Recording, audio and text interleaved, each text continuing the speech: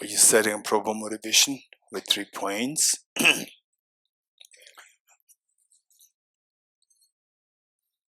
But the refuge field, visualize Buddha Shakyamuni, His Holiness the Dalai Lama, and all the Buddhas and Bodhisattvas, and all the enlightened masters who you see as the source of inspiration for cultivating universal compassion and the wisdom to see that everything's like a dream, meant to wake us up from the deep sleep of ignorance. And Bodhicitta, visualize your two grandparents with you. And some of you might have difficulties with parents. It doesn't matter. Here we're trying to revolutionize our thinking. We're trying to transcend the ordinary people's thinking. Ordinary people's thinking is marked by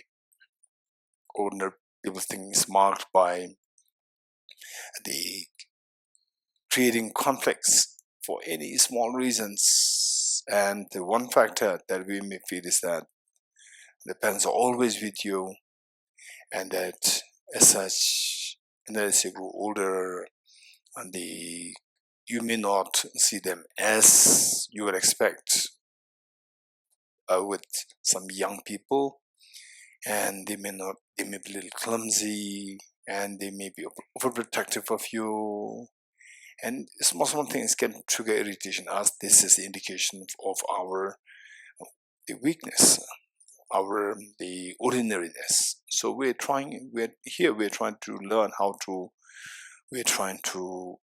learning how to transcend the ordinariness. Just as when you were a little boy, little girl, in most cases, when you were a little boy, little girl, maybe age 4, 5, 6, 7, and you tend to make lots of mistakes, even small things, how patient your parents were, teaching the same thing over and over and over again. The moment they sense that you're getting something, they feel so happy, and they congratulate you, they hug you. This is exactly what we are supposed to be doing to our parents now when you're grown up and they need your help. So with this in mind, for the Bodhicitta field, think of your two parents and all of them members, the children and all their motherless sentient beings living outside, including the animals, insects, hungry ghosts, god and goddess spirits, everyone. And particularly in the oceans, just imagine how many trillions of creatures are there, from tiny amoeba to the biggest of the whales. And in the wilderness, how many trillions of creatures are there, from the tiniest of the worms, insects, to the biggest of the elephants and so forth, and the various other the various other parts of the universe. What kind of creatures are there? We never know. And the 200 million years ago, they were once upon a time, dinosaurs maybe like 40 times bigger than the elephant today, and so forth, and now they're extinct. But in the other world systems, we never know what kind of world the beings are there, but they're still sentient beings. This is a reality. So think of all these things, and at times, in other world systems, it is said that the human beings with sizes like 400 times our body size, yes, these are very, very possible. And think of after all, they all have self-grasping, ignorant, self-centered attitude, because which they are in samsara. And where the mark of your maturity, the mark of your evolution, mark of your progress in Dharma practice is that no matter what size, no matter what wealth, no matter what the beauty and so forth, as long as the person is under the dictate, under the sway of self-grasping ignorance and self-centered attitude, the person is never happy. So this is your confidence, and it doesn't matter whether the person is loving to you or not loving to you. It doesn't matter. The person is suffering. So this is the compassion of the Bodhisattvas, compassion towards all the beings. So bring in your visualization all the sentient beings, infinite sentient beings with you, and with total love and affection.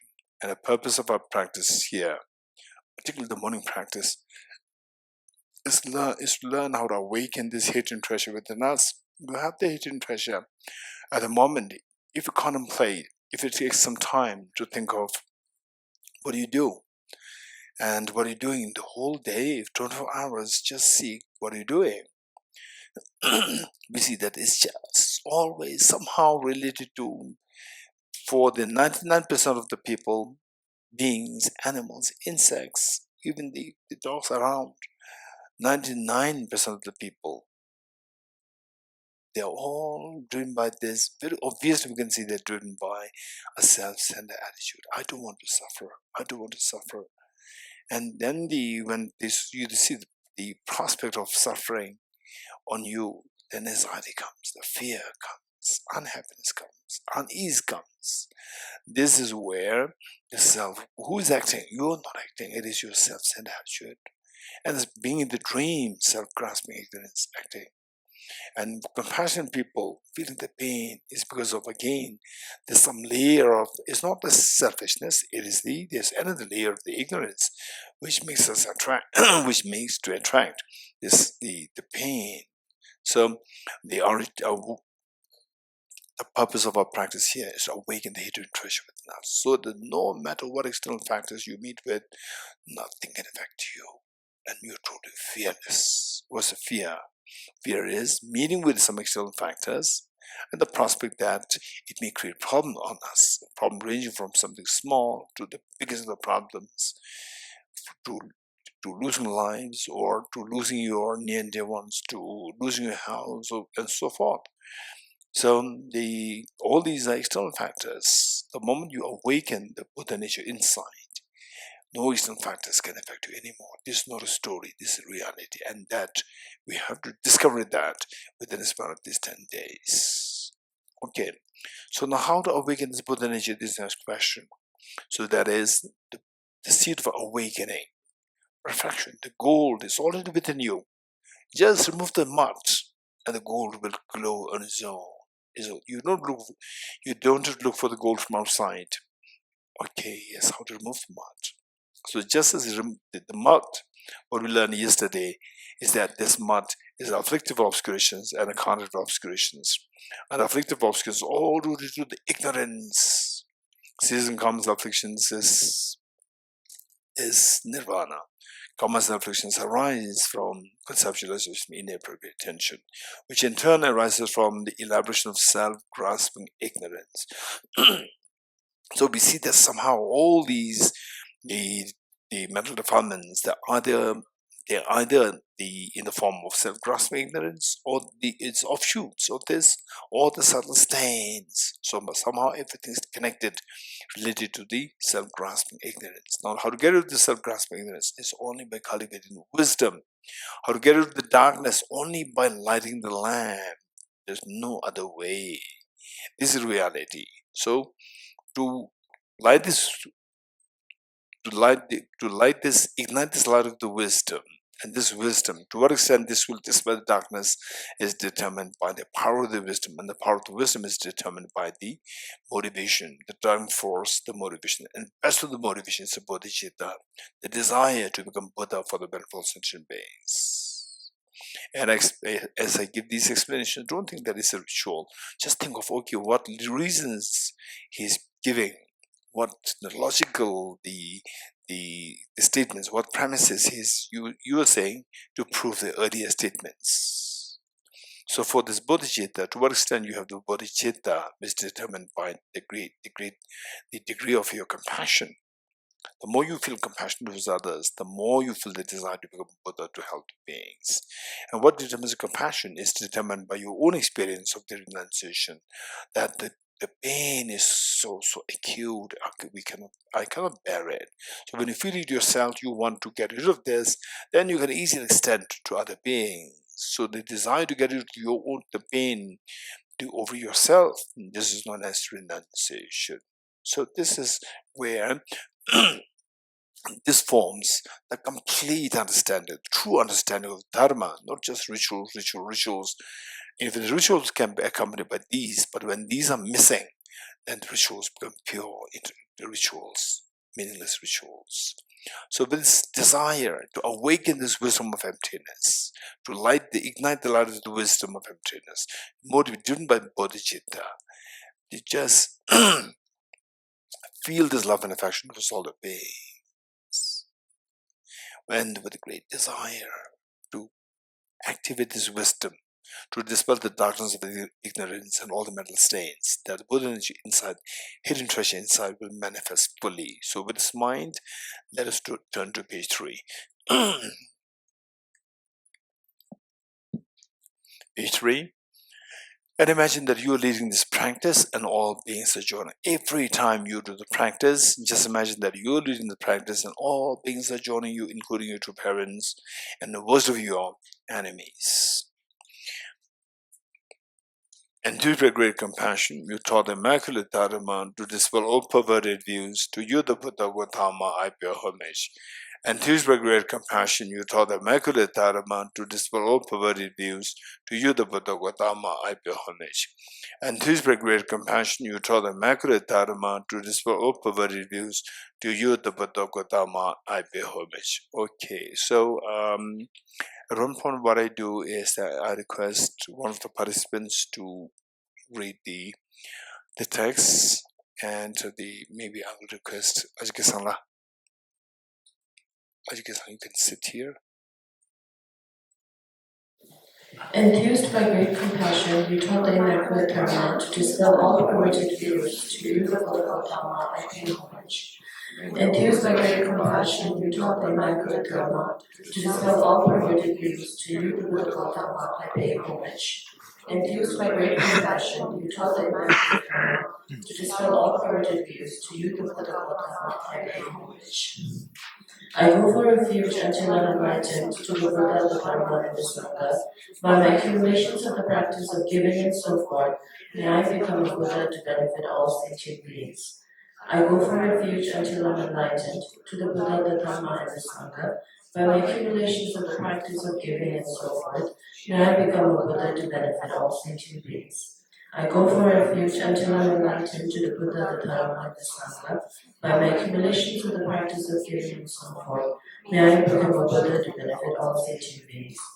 Sangye Chodan Soge Chonam La Chanju Parto Dani Kapsuchi Dagi Chizo Gebe Zonam Ki Tola Penjure Sangye Tuparsho.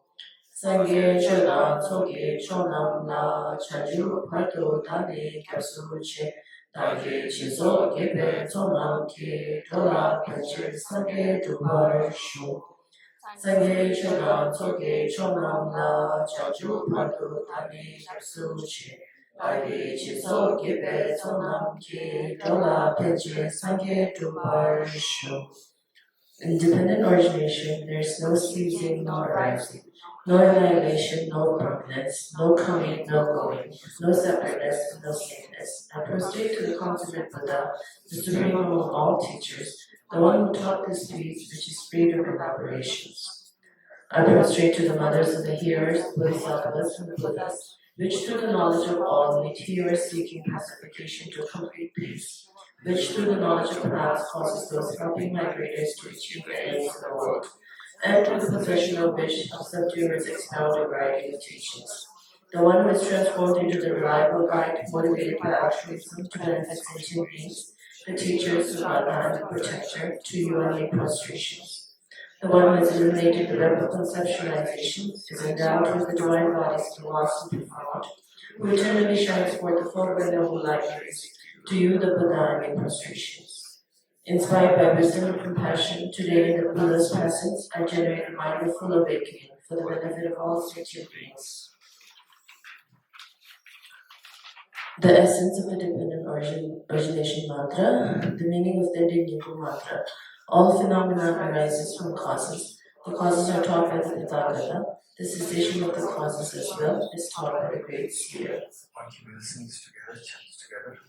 Om ye dharma he tu prabhava he dum desham tathagato jagata Desham chayo nirodha Evam Vadi Mahashamanaye Swaha. Om Ye Dharma Hetu Prabhava Hetam Tesham Tathagato Yavadat Tesham Chayo Nirodha Evam Vadi Mahashamanaye Swaha. Om Ye Dharma Hetu Prabhava Hetam Tesham Tathagato Yavadat Tesham Chayo Nirodha Evam Vadi Mahashamanaye Swaha. Profound, peaceful, and aversion-free, clear light and non-composite, such is the nectar-like karma I have discovered. Finding no one to fathom this teaching, in silence I retire into the woods. Beyond utterance, thought, and expression is the perfection of wisdom, which is unborn, unceased, and has the nature of space. It is the object of apprehension of self-realized wisdom. To you, the mother of the Buddhas of the three types, I pay obeisance. The four seals of the Buddha's teaching. All composite things are impermanent, all contaminated things are the nature of suffering, all phenomena are the nature of emptiness and selflessness, transcending sorrow is peace. The Guru is the Buddha, the Guru is the Dharma, likewise the Guru is the Sangha. The Guru is the source of everything wholesome, I go for refuge in the Guru. By the sound of the vibrant drum of Dharma, you liberate all beings of miseries. I beseech you to kindly remain and give teachings under the end of the expanse of billions of miles. The Buddha does not wash the negativities of beings, nor does he remove the miseries by his hands. His spiritual vibrations are not transferred to them. It is by teaching the truth of suchness that beings are liberated. Instructions on parting from the four attachments. If you are attached to this life, you are not a spiritual practitioner. If you are attached to samsara, you have no renunciation. If you are attached to your own self-interest, you have no bodhicitta. If there is grasping, you do not have the view. Sorry, I missed the previous verse. With folded hands, I beseech the Buddhas of all directions to shine the light of karma for all bewildered in misery's gloom. Page 14. Praise to Shakyamuni Buddha. To the founder, the endowed transcendent destroyer, the one gone beyond, the full destroyer, the completely perfect, fully awakened being, perfect in knowledge and good conduct, Sugata, Lord of the world, supreme guide of human beings to be tamed, teacher of gods and human beings, to you, the completely and fully awakened one, the endowed transcendent destroyer, the glorious conqueror, the subduer from the Shakya clan, I prostrate, make offerings, and go for refuge. When, O supreme amongst humans, you are born on this earth, you paced out 7 strides, then said, I am supreme in this world. To you who are wise, then, I prostrate. With pure bodies, formed supremely pure, wisdom, ocean like golden mountain, fame that reigns in 3 worlds, winner the best, Lord, to you I prostrate. With a supreme science, face like a spotless moon, color like gold, to you I prostrate. Dust free like you, the 3 worlds are not, incomparable wise one, to you I prostrate. The Savior having great compassion, the Founder having all understanding, the field of merit with qualities vast like the ocean, to you the Tathagata I prostrate. The purity that frees one from attachment, the virtue that frees one from lower realms, the one path, the sublime pure reality, to the karma that pacifies and prostrate. Those who are liberated and also show the path to liberation, the holy field qualified with realizations, who are devoted to the moral precepts, to you the Sangha I prostrate. Do not commit any non-virtuous actions, perform only what perfect virtuous actions, subdue your mind thoroughly, this is the teaching of the Buddha. A star, a visual aberration, a flame of a lamp, an illusion, a drop of dew or a bubble, a dream, a flash of lightning, a cloud, see conditioned things as such. Through these merits, we as sentient beings attain the rank of all seeing, subdue the 4 faults, and be delivered from the samsara's ocean, perturbed by the waves of aging, sickness, and death.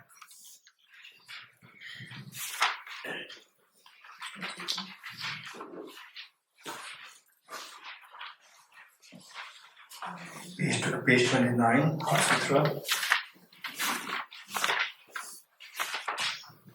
The Heart Sutra, the perfection of wisdom, Arya Bhagavati Prashnaparamita Hridaya Sutra. In Tibetan Sheriff Nimbo. I proceed to the Arya Triple Gem. Thus did I hear at one time the Buddha was dwelling in the Mass of Vultures Mountain in Rajgir, together with a great community of monks and a great community of bodhisattvas. At that time, the Buddha was absorbed in the concentration of the categories of phenomena called profound illumination. Also at that time, the Bodhisattva Mahasattva Arya Lokiteshvara looked upon the very practice of the profound illumination of wisdom, and beheld those five aggregates also as contained inherent nature. Then through the power of Buddha, the Venerable Shariputra said this to the Bodhisattva Mahasattva Arya Lokiteshvara: how should any child of the lineage who wishes to practice the activity of the profound perfection of wisdom train? He said that, and the Bodhisattva Mahasattva Arya Lokiteshvara said this to the Venerable Shariputra: Shariputra, any son of the lineage or daughter of the lineage who wishes to practice the activity of the profound perfection of wisdom should look upon it like this, correctly and repeatedly, beholding those five aggregates also as empty of their inherent nature. Form is empty, emptiness is form, emptiness is not other than form, form is also not other than emptiness. In the same way, feeling, discrimination, compositional factors, and consciousness are empty.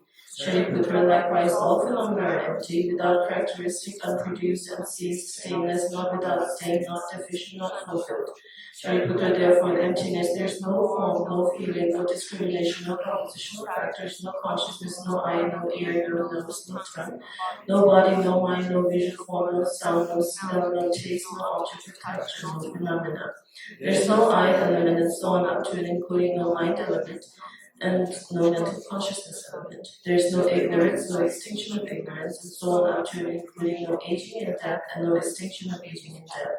Similarly, there is no suffering, origination, cessation, and path. There is no exalted wisdom, no attainment, and also no non-attainment. Shariputra, therefore, because there is no attainment, Bodhisattva rely on and dwell on the perfection of wisdom, the mind without obscuration, and thus without fear. Having completely passed beyond error, they reach the front point of nirvana. All the Buddhas who dwell in the three times also manifestly completely awaken to the unsurpassable, perfect, complete enlightenment and reliance of the perfection of wisdom. Therefore, the mantra of the perfection of wisdom, the mantra of great knowledge, the unsurpassed mantra, the mantra equal to the unequaled, the mantra that thoroughly pacifies all suffering, should be known as truth, since it is not fault. Tyata Om Gati Gati Paragati Parasamgati Buddhiya Swaha. Shariputra, the Bodhisattva Mahasattva should train in the profound perfection of wisdom like that. Then the Buddha arose from the concentration and commanded the Bodhisattva Mahasattva Arya Lokiteshvara, saying, well said, son of the lineage, it is like that, it is like that. One should practice the profound perfection of wisdom just as you have indicated, even the Tathagatas rejoice. The Buddha, having thus spoken, the Venerable Shariputra, the Bodhisattva Mahasattva Arya Lokiteshvara, those surrounding in their entirety, along with the world of gods, humans, asuras, and gandharvas, were overjoyed and highly praised that spoken by the Buddhas.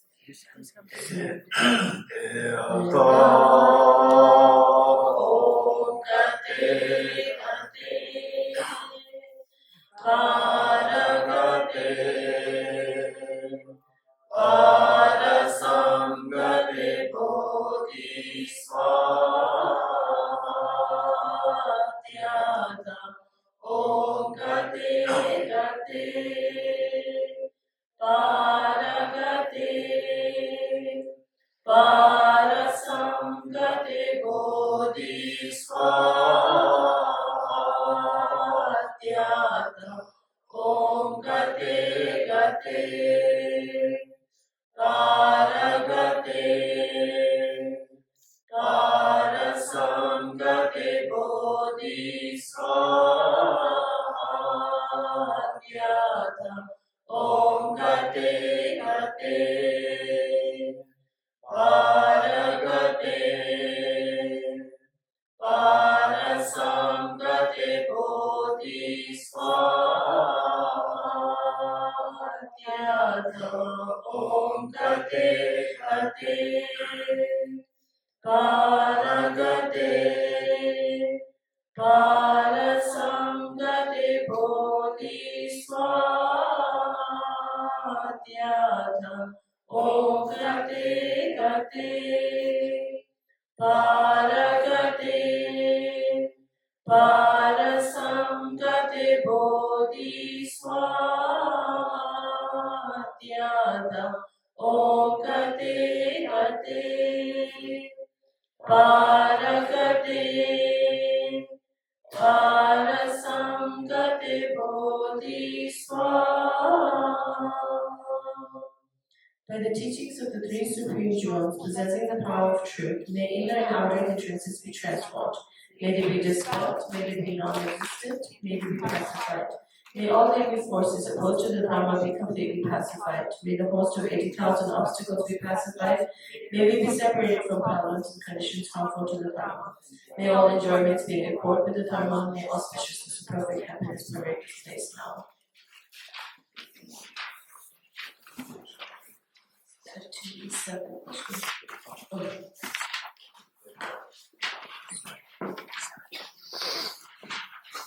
35. 8 verses for training the mind. With the determination to achieve the highest aim for the benefit of all sentient beings, which surpasses even the wish fulfilling chair, may I hold them dear at all times. Whenever I interact with someone, may I view myself as the lowest among all, and from the very depths of my heart, respectfully hold others as superior. In all my deeds, may I probe into my mind, and as soon as mental and emotional afflictions arise, as they endanger myself and others, may I strongly confront them and avert them.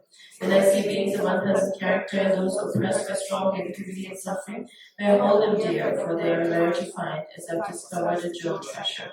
When others out of jealousy treat me wrongly with abuse, slander, and scorn, may I take upon myself the defeat and offer others the victory. When someone whom I've helped or in whom I've placed great hopes mistreats me in extremely hurtful ways, may I regard him still as my precious teacher. In grief, may I offer benefit and joy to all my mothers, both directly and indirectly. May I quietly take upon myself all hurts and pains of my mothers. May all this remain undefiled by the states of the 8 mundane concerns, and may I, recognizing all things as solutions, devoid of plainting, be released from bondage. Namakalpa Vasalamim Dedication Prayer, verse 1. From my 2 collections, vast displays that I've amassed from working with effort at this practice for a great length of time, may I become the chief leading Buddha for all those whose minds wisdom eyes blinded by ignorance. 7 Live Practice. Page 37. Excerpt from the King of Prayers, the extraordinary aspiration of the practice of Samanthapatra. I bow down to the youthful Arya Manjushri, you the Buddhas, the lions amongst humans, born to freedom in the present, past, and future, in the worlds of 10 directions, to all of you with body, speech, and sincere mind are bowed down. With the energy of aspiration for the Bodhisattva way, with a sense of deep respect, and with as many bodies as atoms in the world, to all you Buddhas visualized as real are bowed down. On every particle are Buddhas numberless as particles, each amidst a host of Bodhisattvas, and I'm confident that sphere of all phenomena is entirely filled with Buddhas in this way. With infinite oceans of praise for you and oceans of sound from aspects of my voice, I sing the breathtaking excellence of Buddhas and celebrate all of the use of others. Beautiful flowers and radiant garlands, sweet music, scented oils and parasols, sparkling lights and sublime incense, I offer to you, victorious Buddhas. Fine dress and fragrant perfume, scented with powder heaped high as Mount Meru, all wondrous offerings in spectacular array I offer to you, victorious ones. With transcendent offerings and peerless and vast, with profound admiration for all the Buddhas, with strength of conviction in the Bodhisattva way, I offer and bow down to all victorious ones. Every harmful action I have done with my body, speech, and mind, overwhelmed by attachment, anger, and ignorance, all these I openly lay bare before you.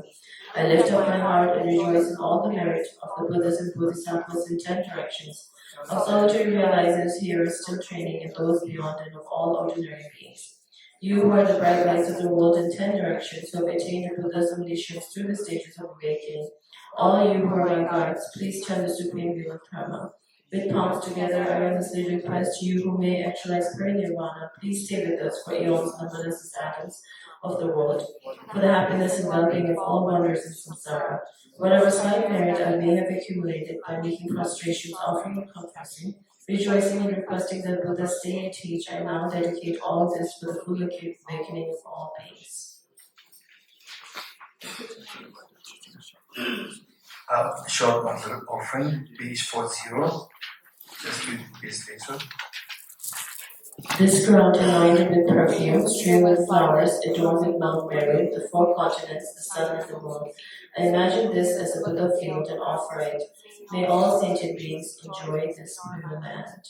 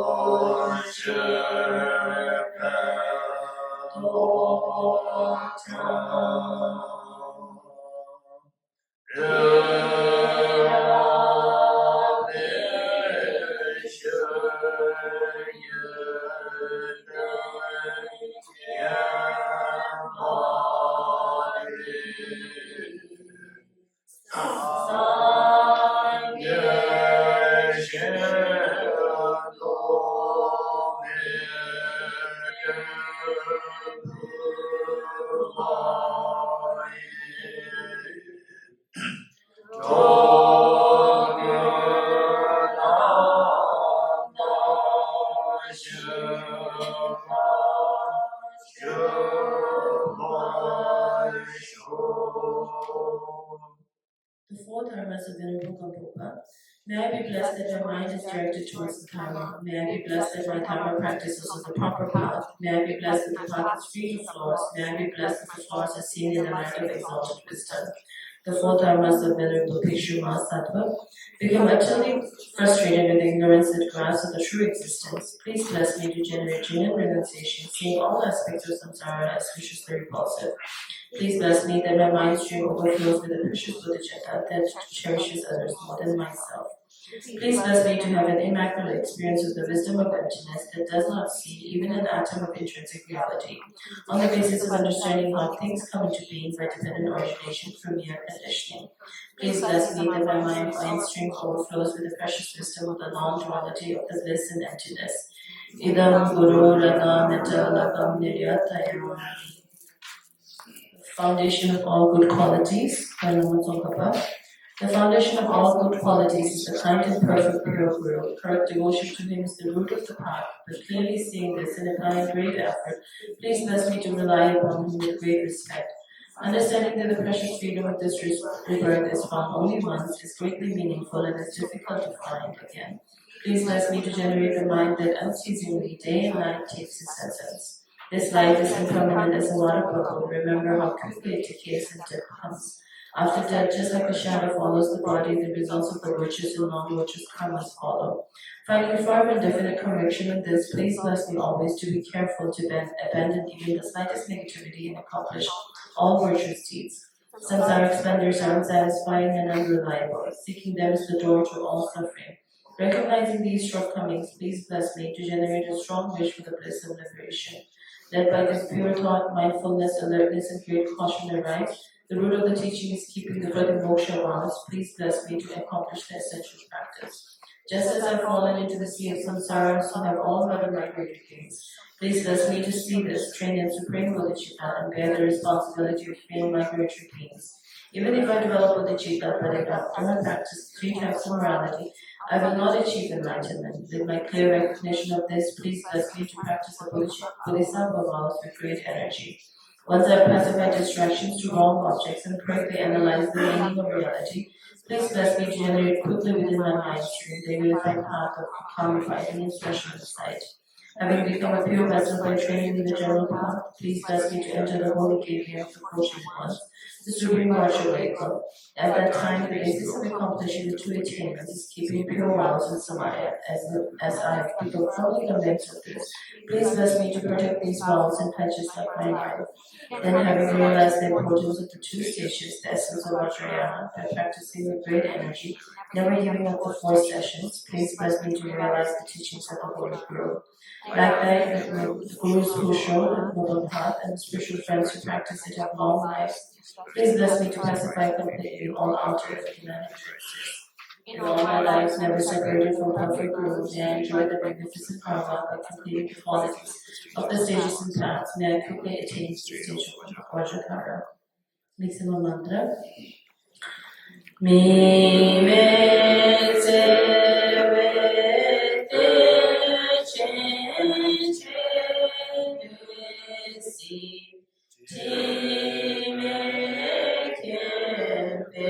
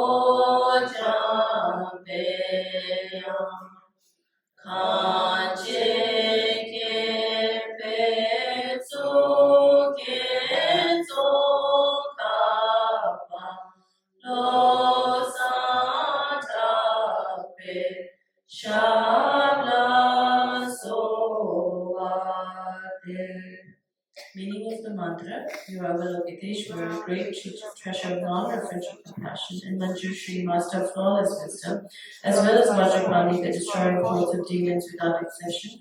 So Bhagwan, jewel of the sages of the land of snows, those that are brought at your feet and make prostrations. Okay, thank you, Ajika. So, thus far is the preliminary part of the practice, preparing us to the actual practice. So now comes the actual practice, and before that, what we read is the foundation of all good qualities. That is like the roadmap. That is like the roadmap to. Okay, so the foundation of all good qualities, which we read, this is the roadmap to enlightenment, and the the last time we were talking about the how to compress the teachings, the practice, 1.5 hours of practice into just 10 minutes. So this part, foundation of all good qualities, this is not to be compromised. That is must. Because that you read it, contemplate on this, and you get the full thing. And you don't know what is meant by full thing, but you do it and you get the full thing. This is so important. It's very concise, just 14 verses. This should be done. So with the having laid having found the roadmap to enlightenment, the next is actually we have to walk. So for this, there are four things to keep in mind. The four. And we also need to know the reasons. Why for? I'm going to quickly explain this to you here. The first thing, when I explain it, don't just listen to it as like a passive listener. Actively be part with me and just see if what I'm saying makes sense. And you also think of what would be next. And then if it makes sense, that will be very, very convincing for you, and whatever practice that you do will become really meaningful. So after all, our job is to awaken the Buddha nature, the hidden treasure. You agree? That is our job. And how to do that? As Aruna said, remove the mental dirt. How to remove the mental dirt?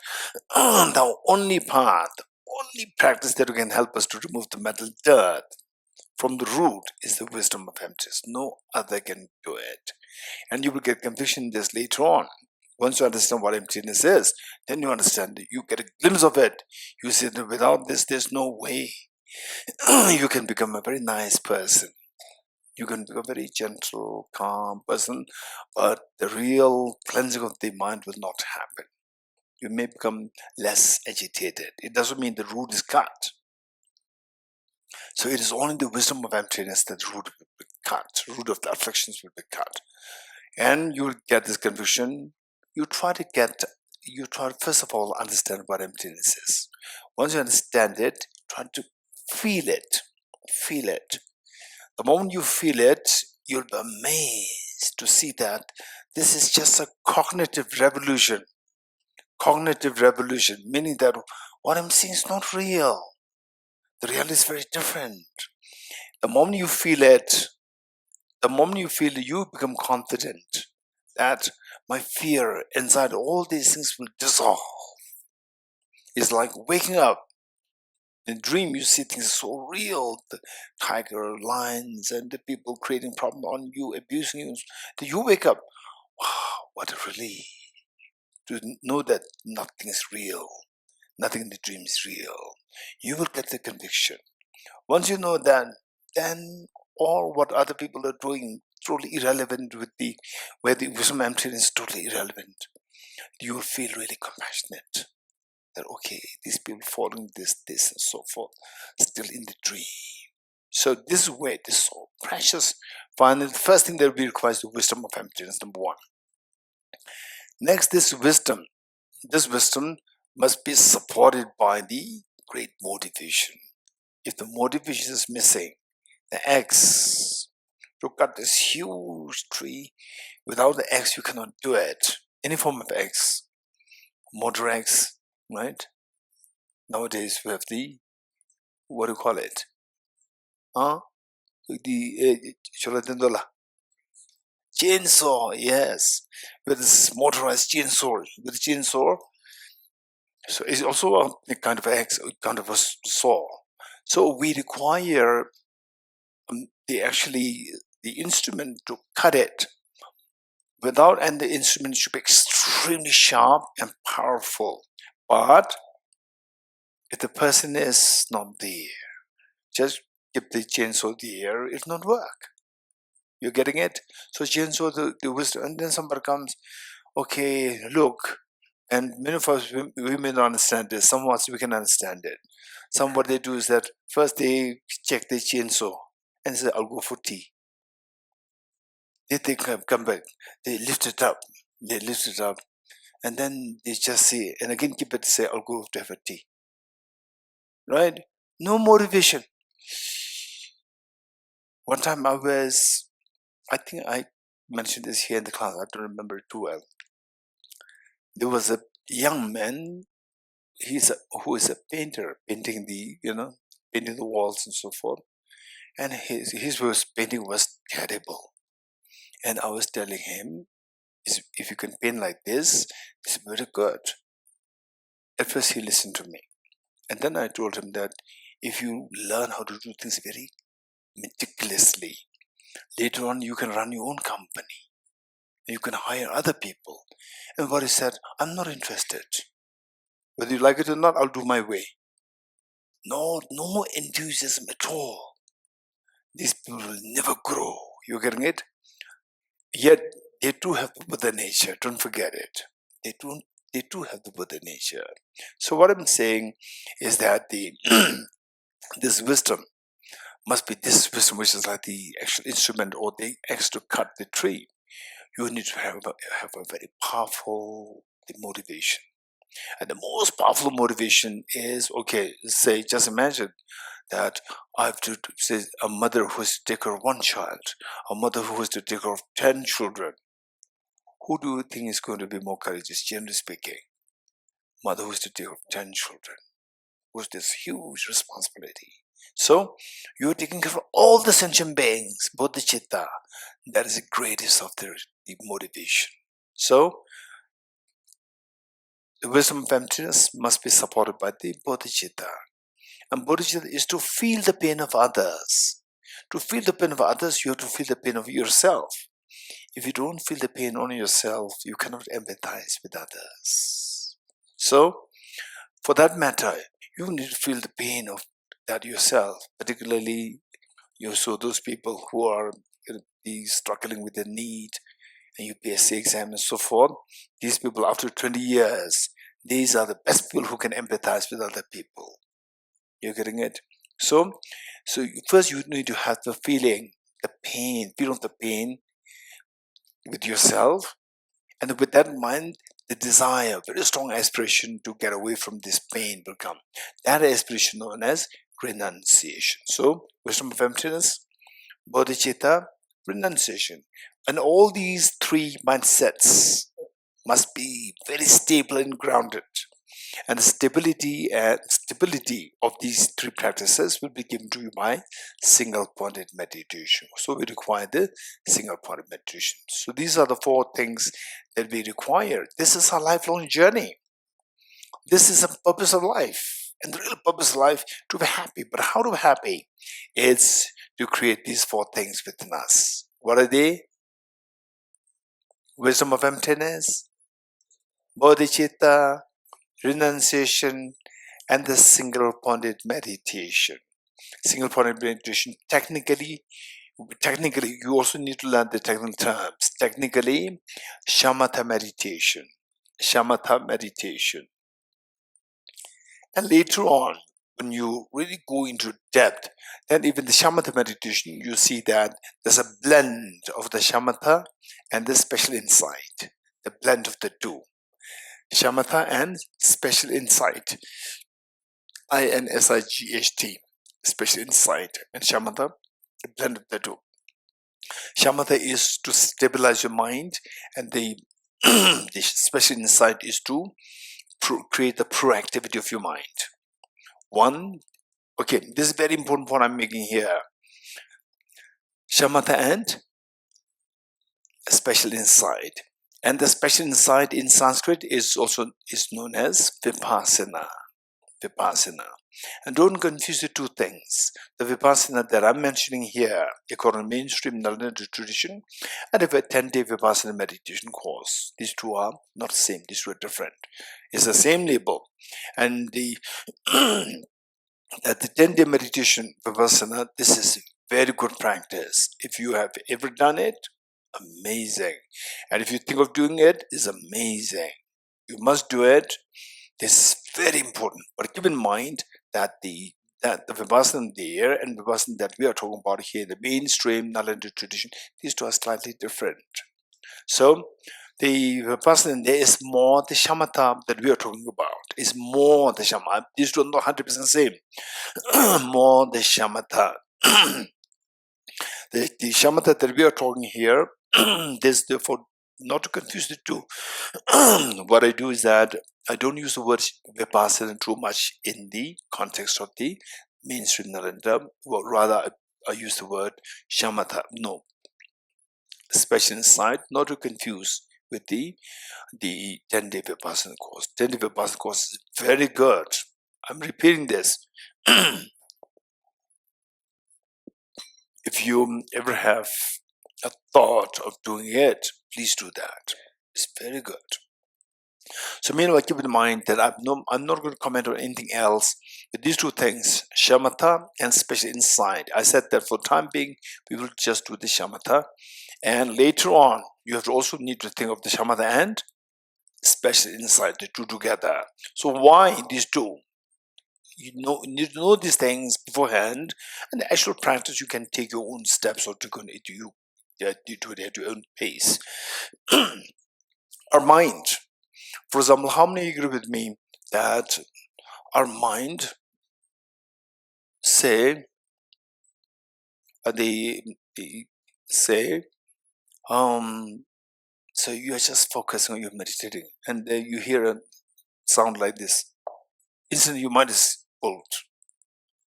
You're getting it? This is known as reactivity. Your mind tends to react. This says your weakness is not your strength. So the vipassana, 10-day vipassana, mostly focus on stopping the reactivity. Don't react. Just observe. So the shamatha meditation focuses on stopping the reactivity of your mind. Stopping the mind's reactivity attribute. To stop that. Reactivity is a weakness. It's not your strength. Where you said, okay, I'm going to be very quiet and peaceful. I don't think of anything. And somebody said, you stop it. Instantly your mind reacts. The reactivity is a weakness for mind. So the shamatha, primarily, the job of the shamatha is to stop the reactivity. You're getting it? Okay, now there's another problem. Say,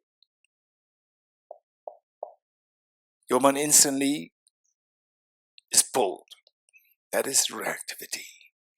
And now you practice this to stop the reactive shamatha for too long. What happens is that your mind is not pulled, you're stable. Now house is on fire, still your mind is stable. House is on fire, still your mind is stable. And the little baby is crying, goat is beating the baby, still you are very calm. So there, you don't have the reactivity, but the proactivity is missing. You're getting it? So mind should have two attributes. One is that it should be away from reactivity and create the proactivity. This is missing. So therefore, keep in mind that what do you train? You train in such a way that you stop the reactivity and voluntarily go into the proactivity. These two are different. So therefore, oftentimes, many people who do the meditation, they say that be in the present moment. You're getting it? Forget about the past. Don't think about the future. If you don't know how to do it properly, it is a disaster.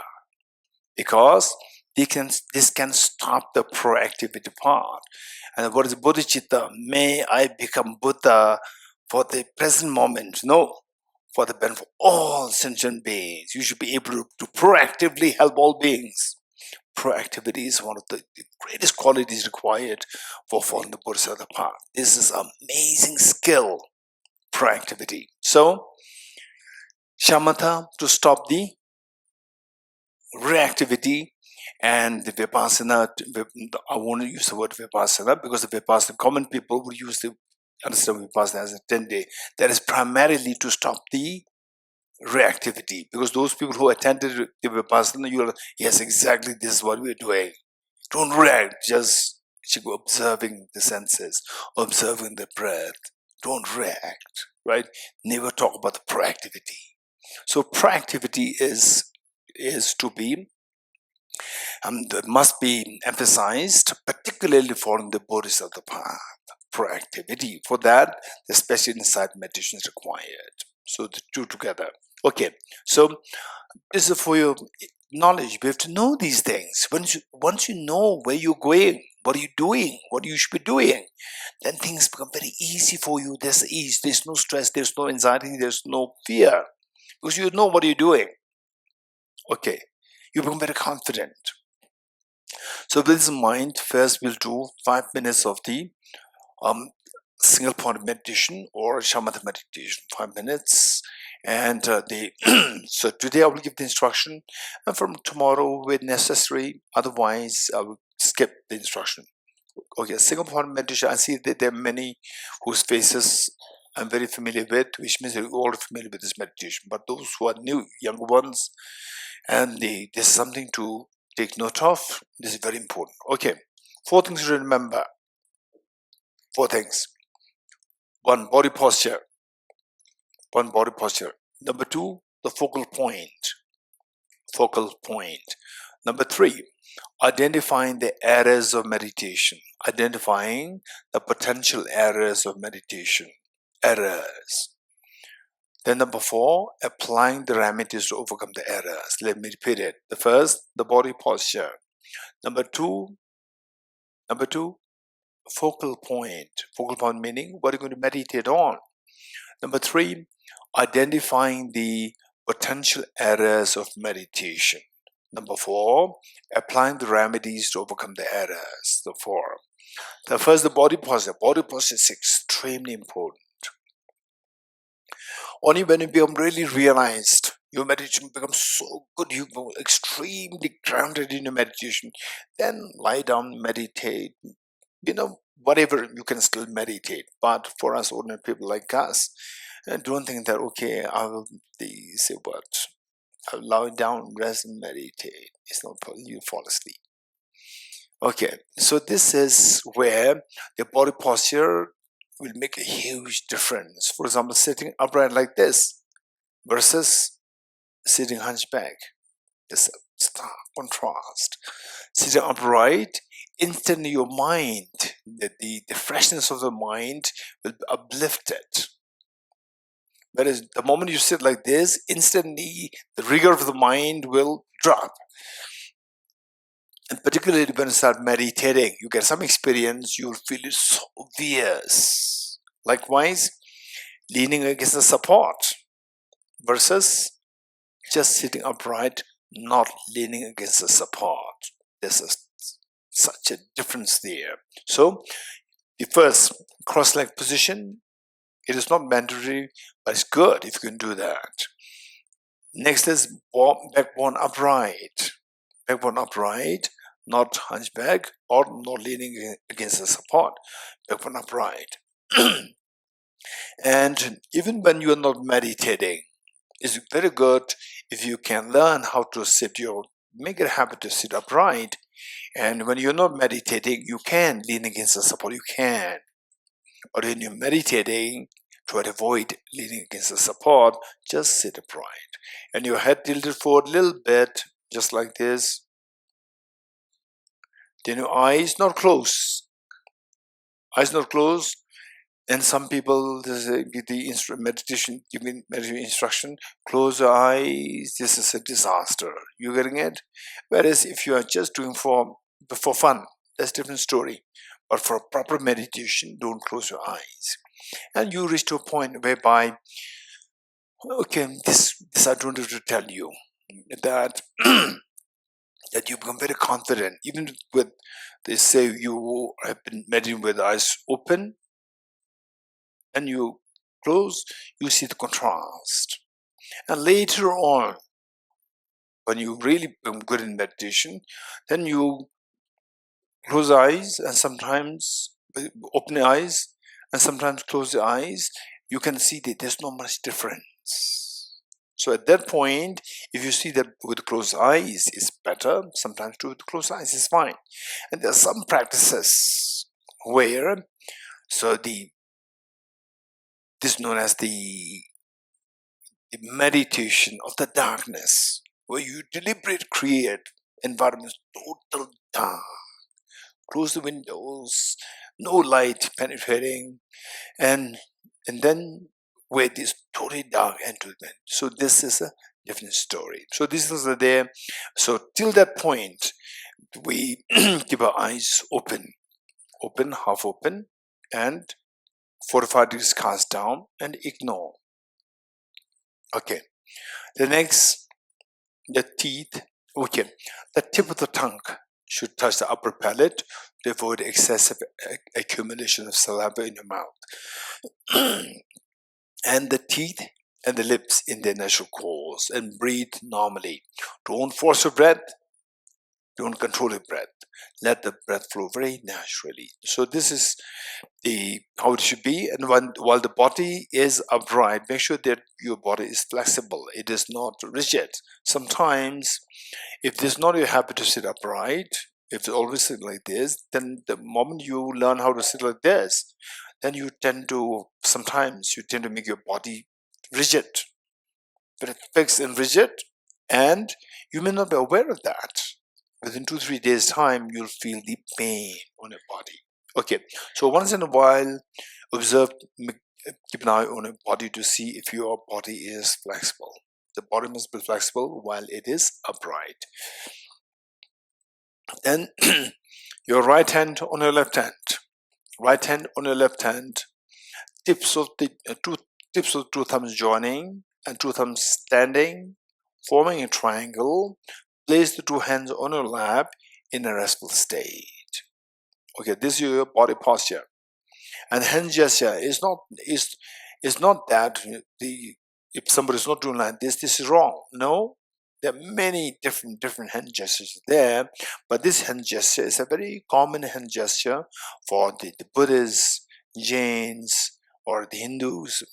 For different forms of Hindu, there's no one system known as Hinduism. There are various forms that they club together and give a generic label, Hindu. So Hinduism, Jainism, Buddhism, they all have this hand in your lap. This is a common feature. And there are other, the hand gestures also. It's not that one is correct, they're all right. And this is known as the Buddha Vajrayana body posture. Okay. And next, the cushion. The cushion is extremely important. for long-term meditation. If you just meditate for 5 minutes, 10 minutes, it's fine. Otherwise, the cushion is very important. Cushion should not be too hard, should not be too soft. It should be very moderate, average. Too soft, it will make your mind dull very quickly. And too hard, very quickly, it will start to give pain to your legs. So, it should be very moderate. And if you see His Holiness, he devolved his own political power. Otherwise, he was the king of Tibet. And king of Tibet, everything should be so luxurious. No, you go to his private chamber, you will see it's very simple. You're getting it? Very simple. Let's say, even meditation, the meditation seat is just like what you are. Just mattress down there, that's it. Mattress, and of course the mattress is not too hard, not too soft, that's it. No luxurious, the ornaments, nothing. It's too extremely simple. So deep at the core of His Holiness is so simple, and yet He is the king. And today, actually, He's the king of the whole world, who can really manage the world with compassion and skillfulness. That's amazing. Okay, so this is very important. And in the meditation, make sure that these the intermittent sounds. So the text says that the sound, particularly the sound of the flow of the water, but the very forceful rivers, these are very harmful to your meditation. So, and then also intermittent sounds like tick, tick, tick, tick. They are very disturbing. You're getting it? So, therefore, if nowadays this amazing facilities is just amazing. So even the clocks, the wall clocks, they're digital, and if you want the manual, so even that, there's the soundless clocks are there. It's amazing nowadays. In those days, no choice. In digital is very far away, and it's the manual clock, and that is, it has the sound. Tick, tick, tick. So what I do is that when I go to some retreat places, but the clock's there, tick, tick, tick, without with the sound, I pull it down, take out the battery, and keep it there. When the retreat finishes, I put it back. You're getting it? Okay, so this is very important. Next is that movements. For example, like say in Delhi, so here is very pleasant, it's so good. You don't require a fan. You don't require fans. Whereas in Delhi, you require a fan, AC, so forth. So lose all these tablecloths, a scarf, they tend to move. These are very disturbing. Even these frozen, the flowers hanging, they can also keep moving. They can be very disturbing with eyes open, because we are not highly evolved, the meditators. So these can easily help to make sure that these things. Otherwise, some people may say, "What is this? You are meditating." So these are actually good for your meditation. They will help you to make you stronger. No, it is like when you are a sapling. Don't think that you are a big tree. You're a sapling, be in the fence. You're getting it? Fence meaning that you should be protected from these the triggers of the disturbed meditation. So that is something that we need to keep on. And in front, for example, what I have, very colorful. The brocade, very colorful. And Tibetans like the colorful.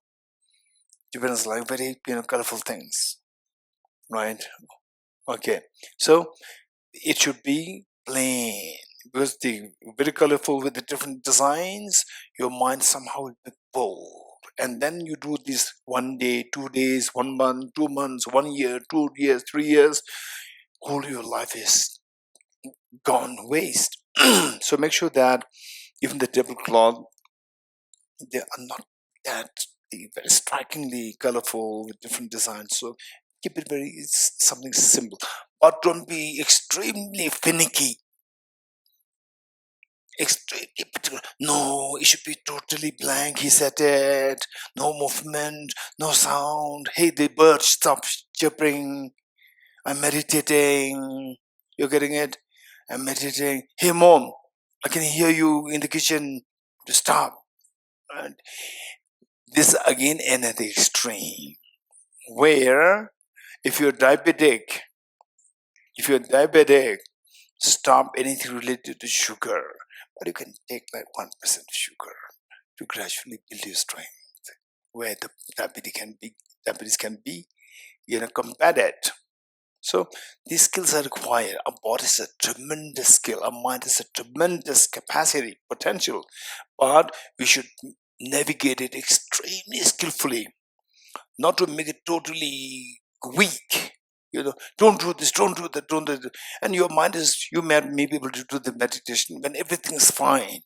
The moment something goes wrong, your meditation disturbs. You're getting it? It's disturbed. Which means that your meditation is supposed to become a meditation 24/7 under any situation. That should be the goal. And now you are stopping all the external factors and then creating 100% idealism, which is not possible. It's not possible.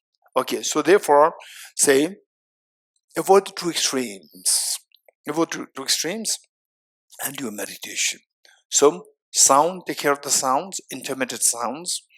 And then later on, when you, for example, like reaching the level of the two teachers of the Buddha, who are they?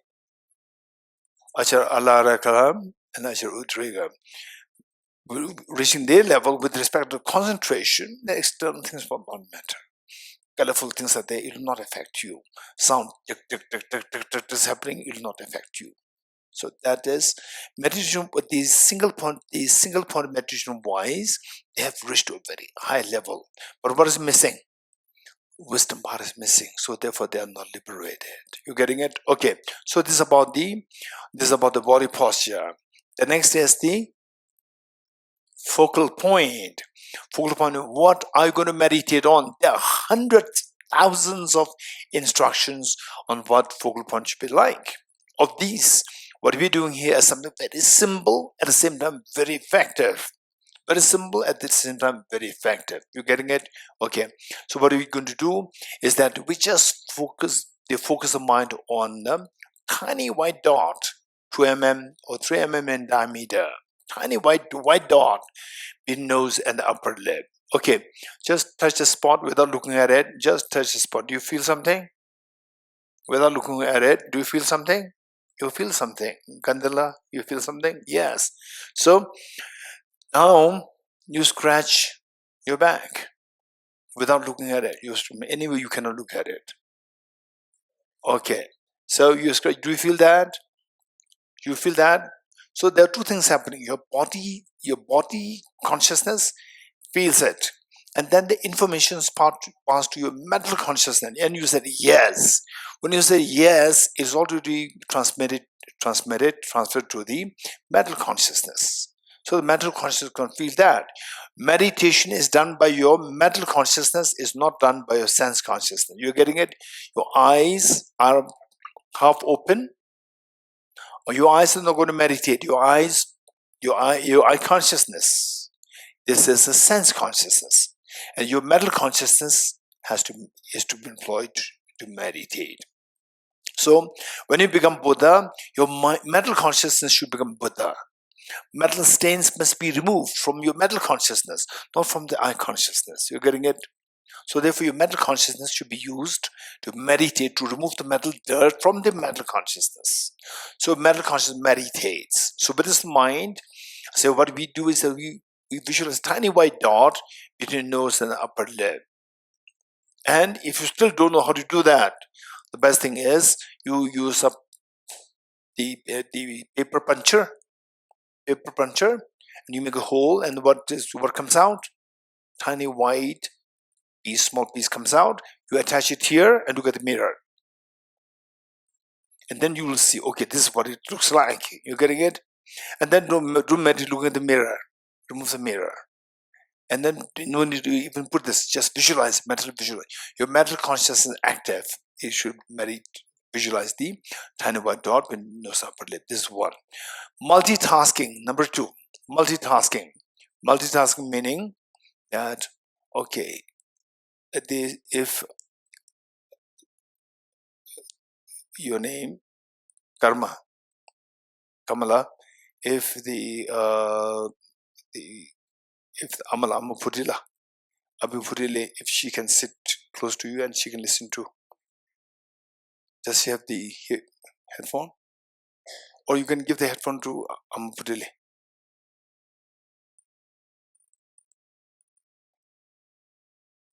Okay, so what we do is that while we focus on tiny white dot, multitasking, two things happening together. And some of you may think that, oh no, mental, you cannot do two things at a time. Don't worry. So that we'll have longer discussion. Or we can do something. And in a very loose sense, in a strict sense, of course, it's not possible. In loose sense, yes, it's possible.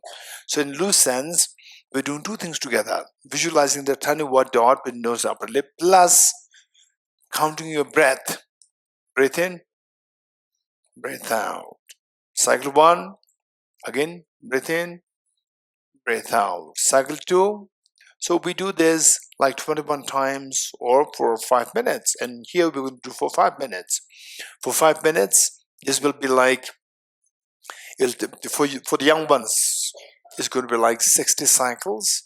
And for the elders, can be 70, 80, 90. In some, it can be even 100 cycles. Because as you grow older, the immunity goes down, your bodily, say the agility goes down. As such, the breathing goes faster. So, two things happening together. What is number 3? Hey, what is number 3? Identifying, okay, Dijinle, tell me. Identifying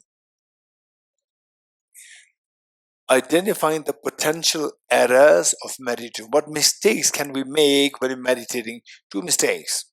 One is laxity, and other is excitement. Laxity and excitement. So laxity is the inactivity of the mind. In other words, lack of proactivity. Laxity is the inactivity of the mind, or the lack of proactivity. That's a problem. When you feel your mind very heavy, sinking, lethargic, that is laxity. And the excitement is the overactivity of the mind or the reactivity of the mind. Overactive to the mind or the reactive mind, that is the excitement. So you have to stop both. In other words, technically speaking, you have to stop the laxity and excitement. These two are the two potential errors when we meditate. So if these two things happen, then go for number 4. What is number 4? Applying the remedies to overcome the errors. So what are the remedies? Twofold: introspection and mindfulness. Introspection, mindfulness. And what's the job with these two are very different. So people talk about mindfulness, meditation. It became very popular. Actually, people are mixing up two things: mindfulness and introspection. They're mixing up the two things. We should not mix up two things. These two should be understood very differently, because the more you see the clarity, the more you see the nuances, the distinctions, to that extent your confidence builds up, your understanding deepens, your meditation will be very grounded and stable. So, what is introspection and what is mindfulness? First comes the introspection. Introspection is like the spy. The job of the spy is to look at what the other side is doing, what the country is doing. Just keep observing. You don't do anything. Your job is not to interrupt. Just keep observing what they're doing. Get the information. Once you get the information, you pass the information to your government, your country, and then the country will apply whatever needs to be executed. The country will execute. That is the execution part. So the introspection is to observe what the mind is doing, whether the mind is meditating or the mind is scattered, distracted or excited, or the mind is in a lax state.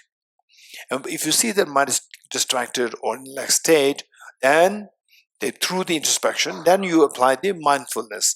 Mindfulness is to bring the mind. Mindfulness is like the rope.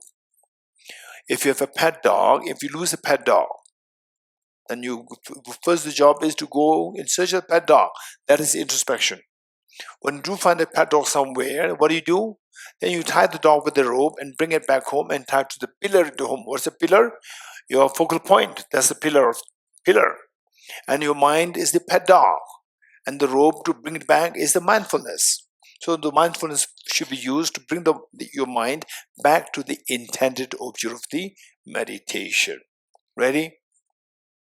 5 minutes. Yes.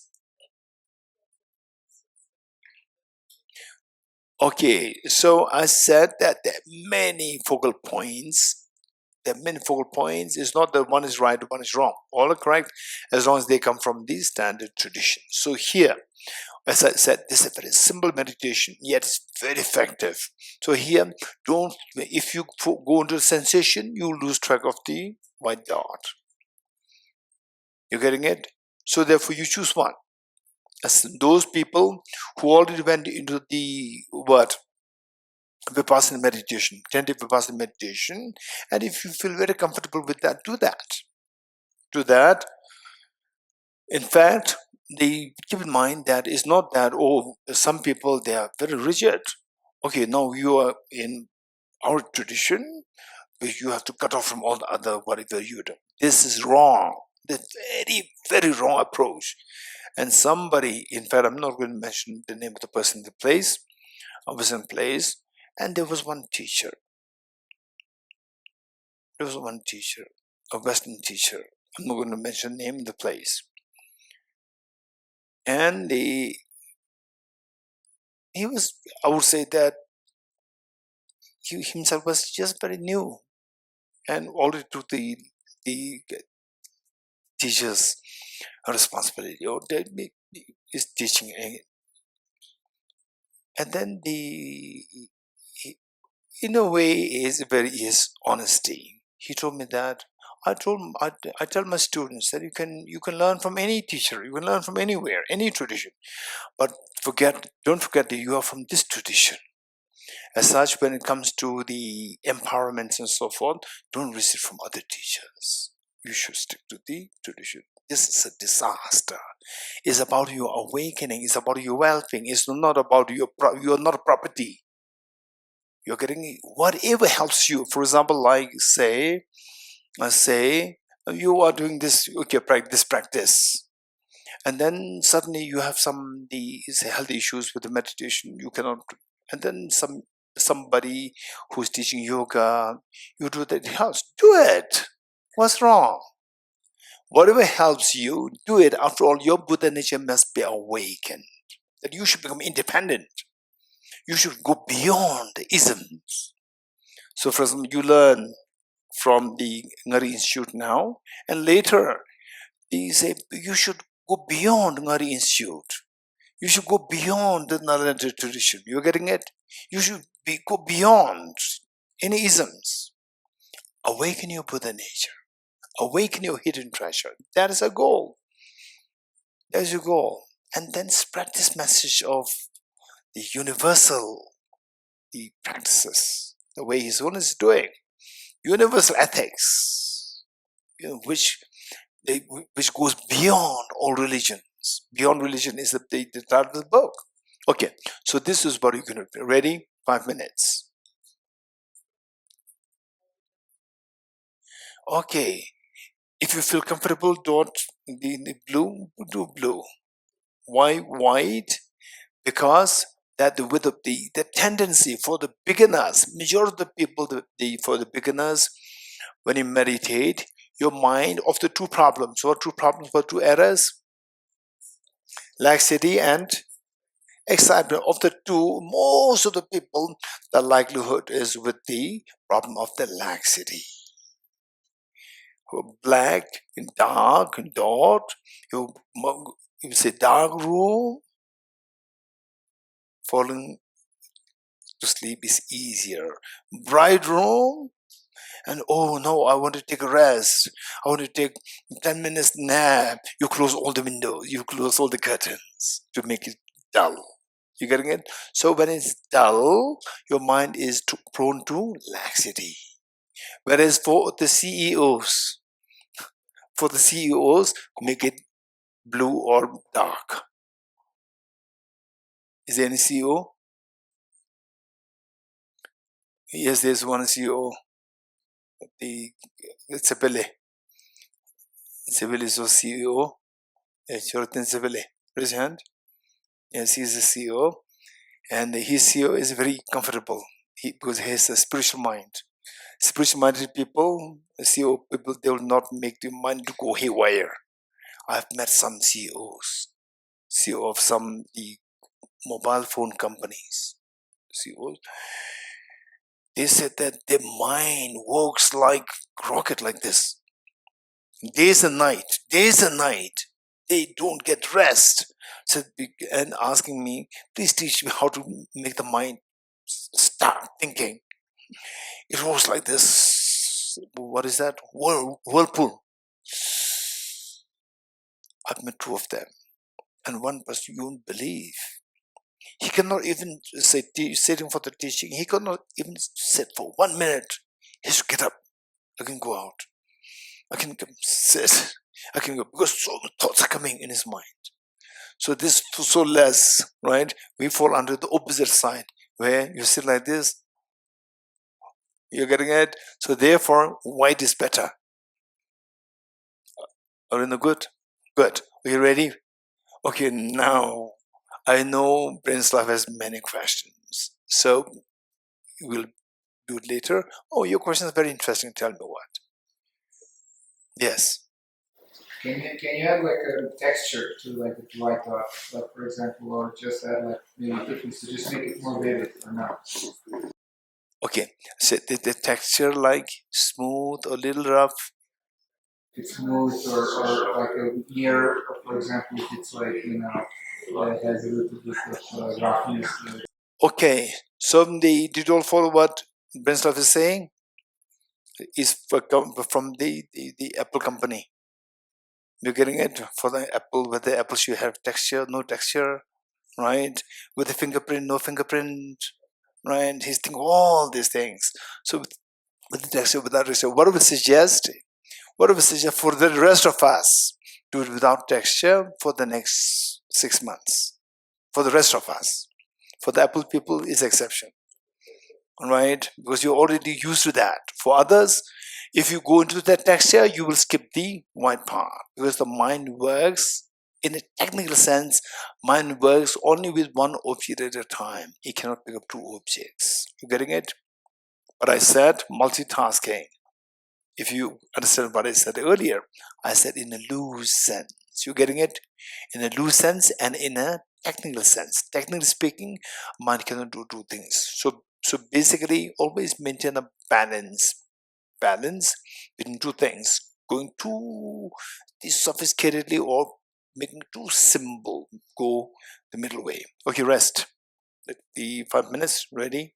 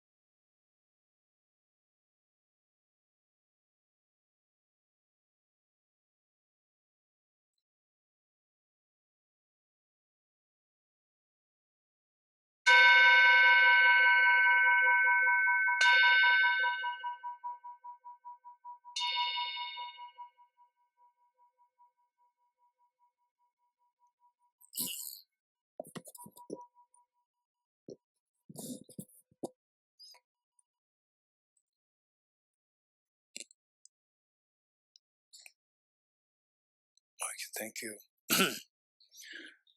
Next is, okay, today what we do is that, because it's already 7:26, we will jump to the Bodhicitta part very quickly. Okay, so, so what we did now, this is to stop our reactivity element of our mind. Now the next comes to create the proactivity.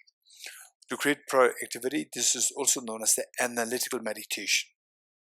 And one is this single point meditation, which we did now, and now we're doing the analytical meditation, renunciation, bodhicitta, wisdom, emptiness. They all fall under the category of the analytical meditation. In Tibetan, it is known as jegom.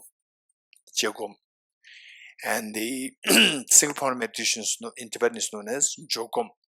So this is dictionary, jegom and jogom. So what we do is that we will, okay, I think, let us down to page 50, page 50.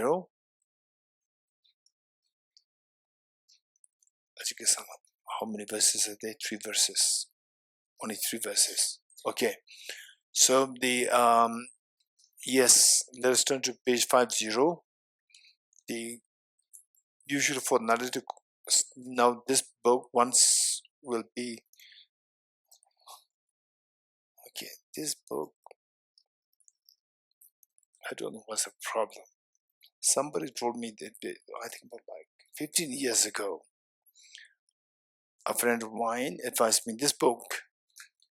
15 years ago, the cover is blue, and the size is half of this.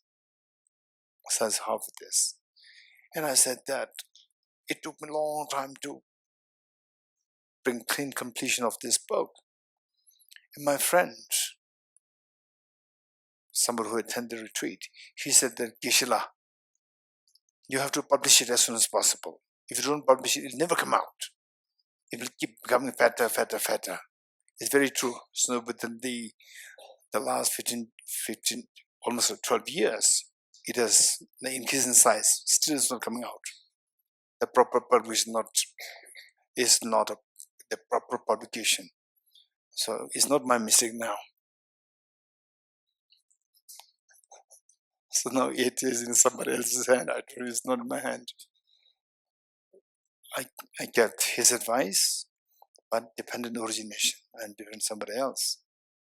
So it's supposed to be last year, and they extended this year. Yeah.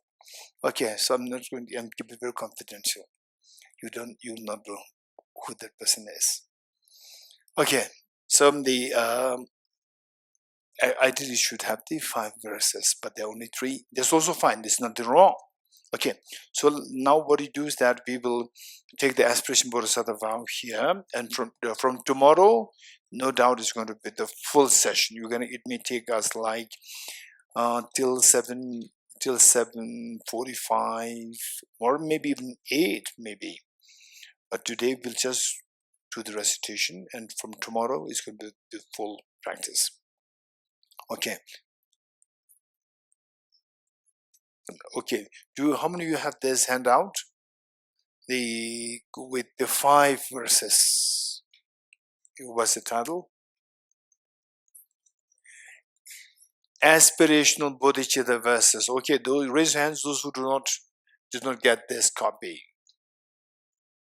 Okay, the best thing is you come here and look down. You look down and see who raise hands. Raise hands, those who did not get this. And no need to take 2. If you take 2 copies, it will not help you. Right? Okay, make sure that you get a copy at least. But the knowledge. Okay, raise hands, those who do not. 2 over there, 1 here. Okay, the best is.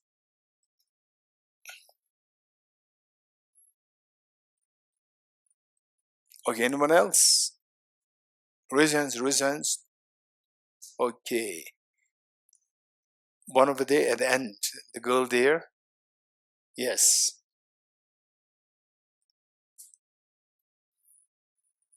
Okay, raise hands. Now we all got it. Okay, good. So what we do is that this aspiration bodhisattva, one element that we should be convinced of is that when do you feel, what we said is that we all agree, I don't want suffering, I want happiness. So see, when do you feel happy? When do you feel happy? Just think of one moment. For example, like say at school, you're bullied by somebody, or somebody's nasty, come home, you meet your parents, and you just feel the great, incredible ease. Or those who are in boarding school, and you may not have any imminent problems, but still you miss your mom, dad, people in the school, they are not like your mom and dad. And after 3 months, after 9 months or 10 months, then you go home for two months holiday, you go there.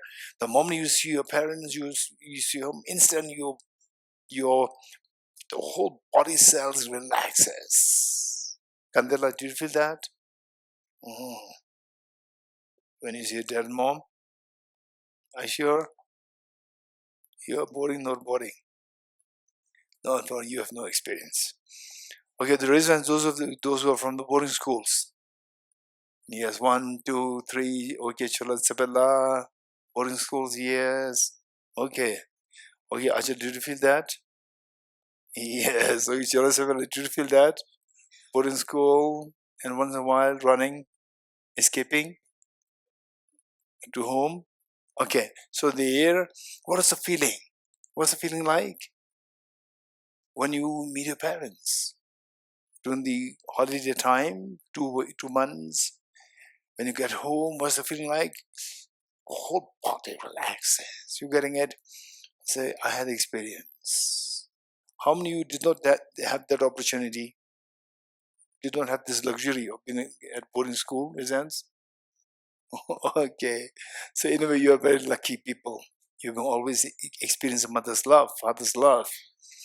This is so precious. Okay, so what I'm saying is that when you feel that somebody who's genuinely loving, caring, thinking about you, the moment you meet a person, you feel whole being, your mind expands, relaxes. You're getting it?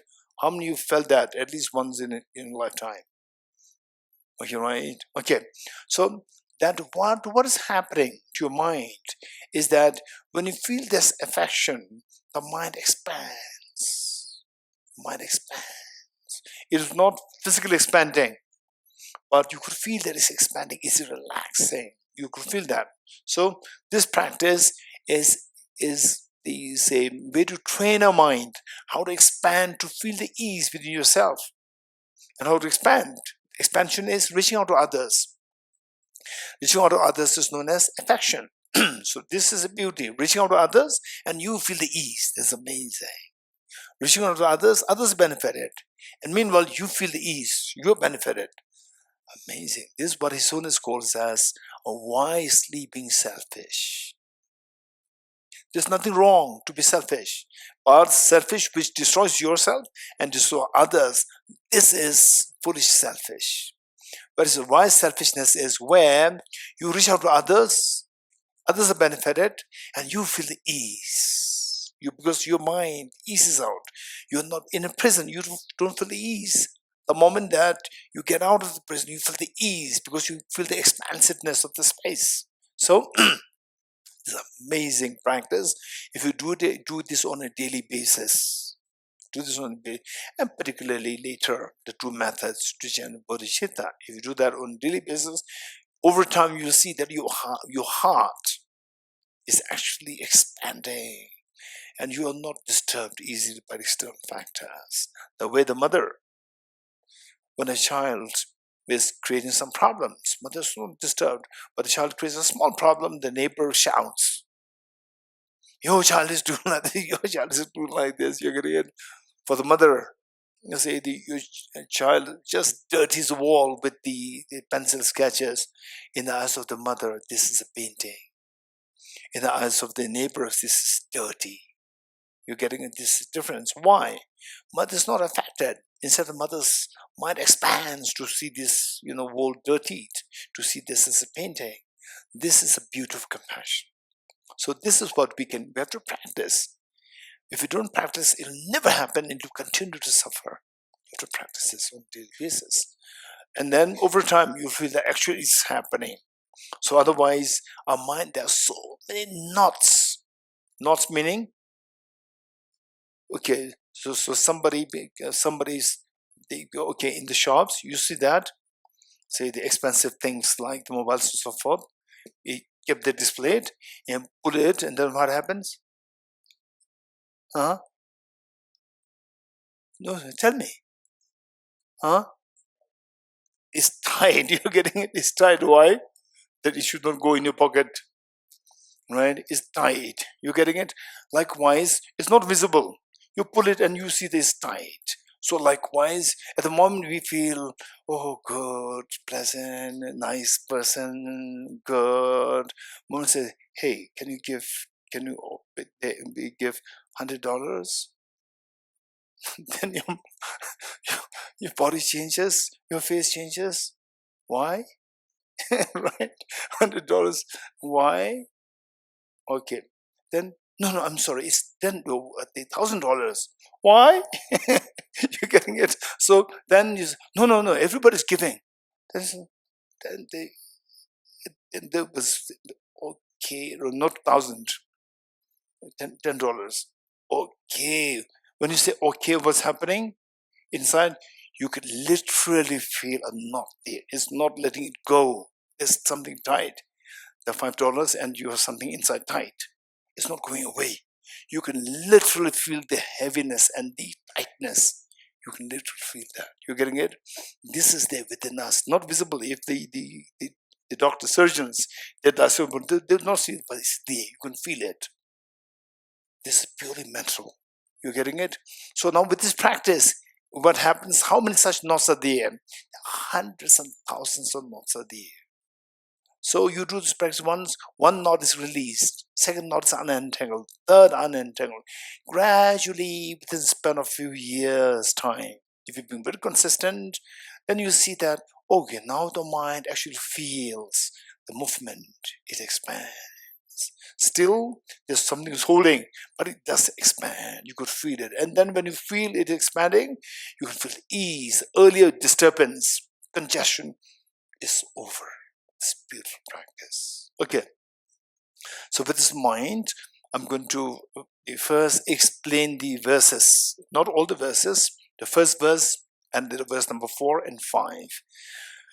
The first verse is, and then from tomorrow you are expected to contemplate on these meanings as we recite the verses very seriously, because the same verse you can read it and spend how much time? Say 2/10 of a second, and your mind is distracted. Versus you recite the same verse with 2/10 of a second, and your mind is contemplating on this. The benefit is going to be 1,000 times more. You spend the same time, but benefit, no benefit. The first one, the benefit is so less. In the second case, the benefit is enormous. You getting it? Enormous by contemplating meaning. So for that, we need to know the meanings of that. The first verse is as that I go for refuge to triple gem, which means that I'm going to awaken this Buddha nature, the hidden treasure within me. I'm going to unravel this hidden treasure. How to do that? To say unraveling it fully is known as Buddhahood. Buddha meaning awakened one. Awakened one. I'm going to awaken this hidden treasure fully. So, and for that matter, I require a lot of support. For example, say, even on my mobile, how to use some simple things. I don't know this. Then somebody has to teach me. It's very easy. So likewise, see, if this is the case with the simple things, Buddhahood is something where we have never been there. Awakening our Buddha hidden treasure, we have never done it. So we require help for somebody else. So who's that somebody who can really support us at any cost? Is the Triple Gem, Buddha, Dharma, and Sangha. So the first line says, I go for refuge, the Triple Gem, which means I need your support. Next is a journey. It's a journey of the mind from the ignorance to the wisdom. Journey of mind from the selfishness to the unconditional love towards all the beings. So it's a journey. Because this journey involves the road. And the road is not an external road, it's a mental road. Your mind is the road.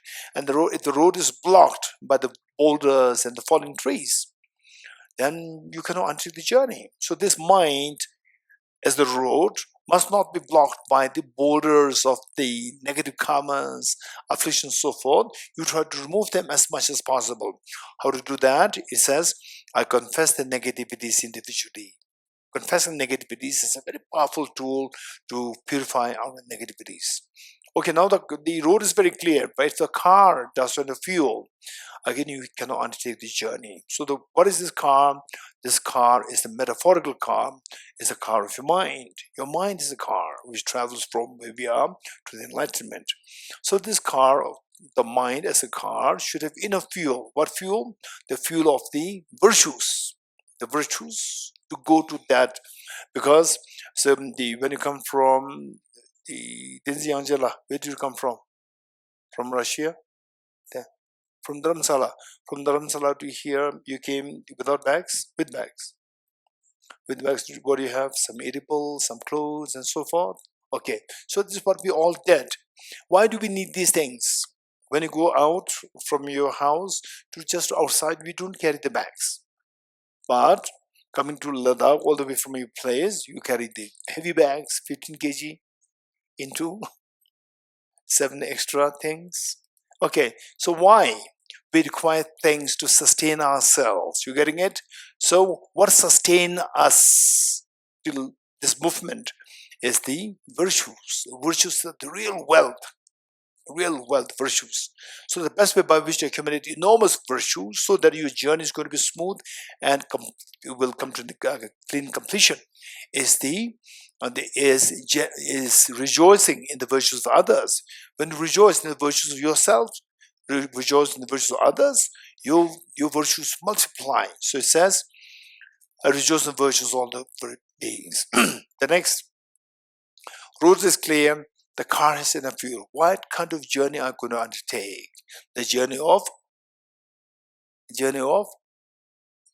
awakening our Buddha nature. Our journey of unraveling the hidden treasure that is known as Buddhahood. So the last line says, I could hold the precious Buddhahood in my heart. Okay, let's read these 3 verses together wholeheartedly. Okay, visualize Buddha Shakam and His Holiness, that are all the Buddhas, Bodhisattvas, and that they are so loving, caring, embracing. Visualize your 2 parents, all demons and beings with you. And you are there, inspiring all the beings to join you to take this aspiration Bodhisattva vow. So with this, let's recite wholeheartedly 3 times. I go for refuge to the Triple Gem. I confess the negativities individually. I rejoice in the virtues of all the beings. I hold the precious Buddhahood in my heart. I go for refuge until I'm enlightened to the Buddha, the Dharma, the Supreme Sangha.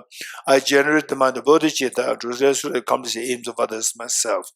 Having generated the mind of Supreme Enlightenment, I invite all sentient beings to be my guests and shall engage in the delightful and excellent practice of full enlightenment. May I become Buddha to benefit all sentient beings. I go for refuge to the Triple Gem. I confess the negativities individually. I rejoice in the virtues of all the beings. I hold the precious Buddha in my heart. I go for refuge until I'm enlightened to the Buddha, the Dharma, the Supreme Sangha. I generate the mind of Bodhicitta to resolutely accomplish the aims of others myself. Having generated the mind of Supreme Enlightenment, I invite all sentient beings to be my guests and shall engage in the delightful and excellent practice of full enlightenment. May I become Buddha to benefit all sentient beings. I go for refuge to the Triple Gem. I confess the negativities individually. I rejoice in the virtues of all the beings. I hold the precious Buddhahood in my heart. I go for refuge until I'm enlightened to the Buddha, the Dharma, the Supreme Sangha, I generate the mind of bodhicitta to resolve the aims of others myself. Having generated the mind of supreme enlightenment, I invite all sentient beings to be my guests and shall engage in the delightful and excellent practice of full enlightenment, may I become Buddha and for all sentient beings. Okay, the next two verses is very important. I'm going to explain it very quickly. So, you said that I'm going to take refuge in Triple Gem as a support. I'm going to cleanse my mind of the mental defilements. I'm going to enrich my virtues, and in order to attain Buddhahood. Is there anybody in the world who would succeed in this journey?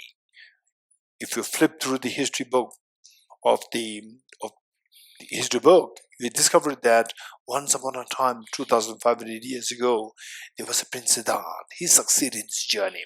So what kind of view? How did he succeed? He succeeded by creating two factors. The first factor is the motivation to become Buddha for the benefit of sentient beings. That is bodhicitta motivation. May I become Buddha for the benefit of sentient beings. Then number two factor is to materialize this aspiration to become Buddha. He actually did something to make it happen. So what did he do? He engaged in the Bodhisattva practices. What are the Bodhisattva practices? 6 perfections and 4 perfections. 6 perfections, what are they? Perfection of generosity, ethical discipline, patience, enthusiasm, meditative concentration, and wisdom. 6 plus 4. Skillfulness, aspiration prayers, power, and primordial wisdom. 6 plus 4. Some of you may be, why he's making complicated? Why don't you say 10? Why 6 plus 4? Why not 10? How many of you thought it reasons? Yes, one over there. Hey, Prarag, you already know this from the early retreats, no? Huh? A little bit. Okay, good. Okay, so 6 plus 4, this is reason. This reason. If you want to know, ask me later, not now. Note it down. Okay, so this is how he succeeded in this journey. Also, I can do it. I can follow the footsteps of the Buddha Shakyamuni. I can follow his footsteps, and I can do it. So I will also generate bodhicitta. I will also, to materialize this aspiration, I will also engage in the Bodhisattva practices, so that one day my hidden treasure will also be awakened. Okay, let's say this together. Gurus, Buddhas, and Bodhisattvas, please be here to me. Just as the previous Buddhas have generated the mind of bodhicitta, and just as they successfully dwell in the Bodhisattva practices, likewise for the benefit of all sentient beings, I will generate the mind of bodhicitta, and likewise shall I do successful train in the Bodhisattva practices. Gurus, Buddhas, and Bodhisattvas, please be here to me. Just as the previous Buddhas have generated the mind of bodhicitta, and just as they successfully dwell in the Bodhisattva practices, likewise for the benefit of all sentient beings, I will generate the mind of bodhicitta, and likewise shall I do successful train in the Bodhisattva practices. Gurus, Buddhas, and Bodhisattvas, please be here to me. Just as the previous Buddhas have generated the mind of bodhicitta, and just as they successfully dwell in the Bodhisattva practices, likewise for the benefit of all sentient beings, I will generate the mind of bodhicitta, and likewise shall I do successful train in the Bodhisattva practices. Feel the joy of having received the aspect Bodhisattva vow. Okay, now let us do the end direction prayer. At page 5 to 52. I dedicate the matter of Dasgatha towards the realization that these in the prayers of Buddhas and the Bodhisattvas over 3 times, and to the upholding of the doctrine of scripture and insight. Man, all lives through the force of this merit, never separate from the 4 wheels of the Mahayana vehicle, and accomplish all the stages of the path, renunciation, bodhicitta, perfect in the 2 stages. From my 2 collections, vast space that I've amassed, from working with effort in this great practice for a great length of time, may I become the shield-wielding Buddha for all those whose minds were surmised blinded by ignorance. Okay, the Buddha Shakyamuni prays. Is there anybody who can chant this well? Is there anybody who can chant it well? Anyone? Because I have this broken. Okay, Chola Dendula. Yes. Okay, so the handout you have, the place to put ceremony.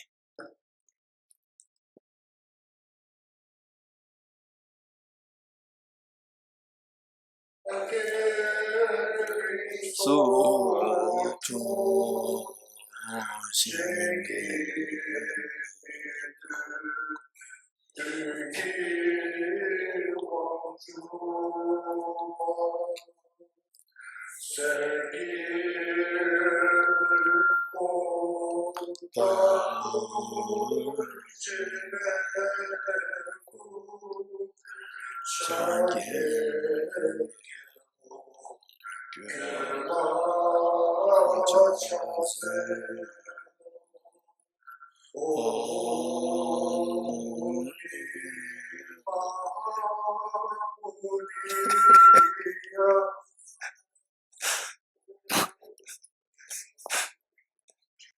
Mune Maha Munaye Swaha Hage Tuje Shaye Res Oton Shenge Meto Dege Ponjon Serge Lumbo Tabo Jebe Ko Shaye Gebo Gela Chazeno Oh Mone Mone Mahamona Yeswaha Om Mone Mone Mahamona Yeswaha Om Mone Mone Mahamona Yeswaha Om Mone Mone Mahamona Yeswaha Om Mone Mone Mahamona Yeswaha Om Mone Mone Mahamona Yeswaha. Thank you, Jonathan. Thank you. Okay, now three processions together.